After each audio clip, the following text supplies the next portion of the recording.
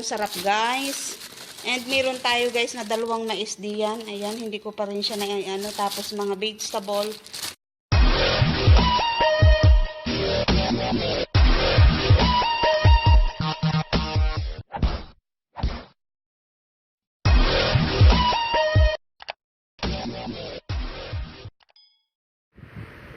Hello guys, ayan. Ang lola ninyo guys ay merong hinatid yung amo ko na. Ayan oh, crispy golden, nag-KFC siguro silang mag-anak, binilhan nila ako. Tapos meron dalawang chicken guys. Ayan, napaka-thankful ako sa aking mga amo kasi napakababait nila guys. And then ayan, meron sila din dala na tatlong dragon fruit guys. Ayan.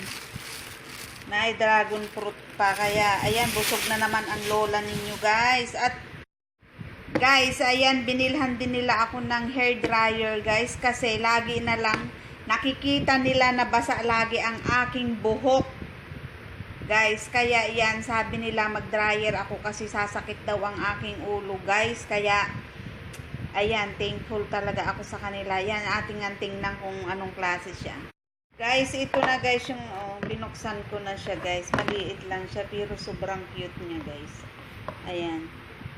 Sabi ko nga sa amo ko okay lang kasi sanay naman na ako maituto ko na lang sa electric pan. Ayaw nila pumayag. Ayan guys.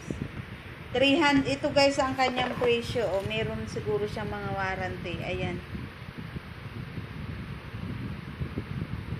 300 ano siya guys, 369 siya dito. NT. Ayan. Ano din ito. Ayan guys. Ang ganda. Ang cute. Meron ng pang ang inyong lola guys. Hello guys! Ngayon ay naglilinis ako guys ng aming rep, pero hindi ko pa guys natatapos, punas-punas. At ngayon ay ipapakita ko na rin sa inyo guys kung ano ang laman ng aming rep guys. Simulan na natin nang hindi tumagal itong video na ito guys. Ayan guys, nakikita nyo naman, ang dami ng itlog dito sa aming bahay. Yan guys ay yung century egg, yung black egg. And may dalawa doong repolyo guys. And meron dito guys ito yung togan. Yan yung parang tofu din na brown. And merong balat ng baboy. And yan din guys, balat pa rin yan ng baboy. At meron pa rin dito guys na egg. Century egg. Hindi. Tapos meron dito yung mga Taiwan food ito guys. Ayan. Hindi ko alam kung ano itong black na ito. Green. Tapos may dalawa tayong repolyo dyan. May dalawa ring repolyo doon sa taas. Tapos yan yung tinapay ko. Nilagay ko dyan sa rep. And ayan guys, ang dami yung mga kulay green. Hindi ko alam kung anong tawag diyan. Ayan guys. Naka-freezer sila. Ayan. Ang dami ng laman. Ayan naman ay kung ano-ano yung mga yan. Mga luya yan. Yung luya na yan na giniling. Tapos ayan, mga kung ano-ano din yan. And this may palaman, blueberry jam. And dito naman tayo guys. Ang aming mga prutas guys. Ang ginagawa ko guys sa aming prutas sa saging ay aking tinatanggal na isa-isa sa pero wag yung tatanggalin ito kung puno ka para kahit siya guys ay mangitim, hindi siya guys nabubulok sa loob. Ayan, ito guys ay 1 week na ito nung Sunday, Sunday nang hindi 1 week na ito. Ayan. Yan ay kahit na mag-black siya, hindi yan maano sa loob basta meron yung tangkay niya dito, wag yung tanggalin. And meron tayong tatlong dragon fruit guys. Meron tayong bawang at sibuyas dito ko nilalagay para hindi siya mabulok. And meron tayong 1 big mango. Ayan. And meron tayo ditong gulay. Ayan, lagay ko na sa plastic guys. Kasi kakainin ko yan mamaya. And pag binuksan mo yan, ang dami pa rin guys ditong repolyo. Ayan. Tapos ito yung aking mga gulay-gulay nakalagay sa isang mga plastic. Ayan. Meron tayong mushroom. Meron tayong okra. Kagabi kumain ako ng okra. Nilaga ko lang ang okra tapos sinausaw ko sa suka at tuyo. Ay grabe, anong sarap guys. And meron tayo guys na dalawang mais diyan. Ayan, hindi ko pa rin siya na tapos mga vegetable sa amin ng alaga ko. Ayan.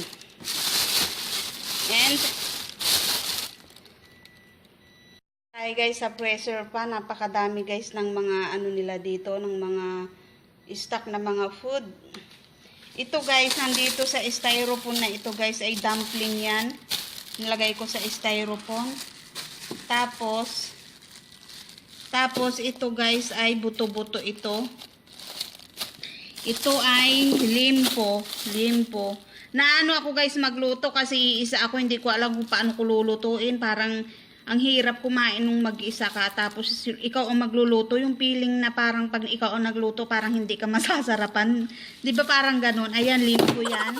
Tapos ito ay yung aking buto-buto. Tapos ito guys ay isda ito. Tilapia. Tapos basta madami yan kung ano-ano yan. Hindi ko na ipapakita. Basta yan ay isda. Tapos ito guys ay buto-buto pa rin ito guys na binili nila kahapon. Hindi ko pa naubos yung unang binili nila. Ayan. And meron din tayo guys dito na manok. Ito guys yung manok oh. Ayan. Kaya dito guys, sawa-sawa ka guys sa mga pagkain. Ayan. Tapos ito guys ay isang damukal na. Kasi itong iba na ito ay niluluto nila sa kanilang business. Ito guys ay mga giniling. Ayan. Ito yung purong taba na giniling. Tapos yan, puro giniling na yan. 1, 2, 3, 4. Haplat na plastic na giniling. Tapos yun guys ay atay ng baboy. Pwede ko rin kunin yan, lutuin. Tapos ito guys ay yung mga tainga ng mga baboy. At ito ay yung mga balat ng mga baboy guys na pwedeng isisig. Ayan guys, tingnan nyo naman. Ang aming fridge, napakadaming guys yan laman. Tapos yan pa guys, oh, napakadami pa. Ito guys, oh, isang plastic na sili. Tapos, ito guys, ay yung mga frozen na tinitinda nila. Ito guys, ayan, sari-sari na yung parang mga bituka ng baboy. Tapos, ito nga yung tofu na brown. Ayan, ang dami guys, oh. I-share ko lang sa inyo kasi naman naglilinis din naman ako ng rep. Kasi wala din naman akong content. Ay kaya guys, ipinakita ko na sa inyo para may mai-upload ako sa next ano ko guys. Thank you so much guys for watching.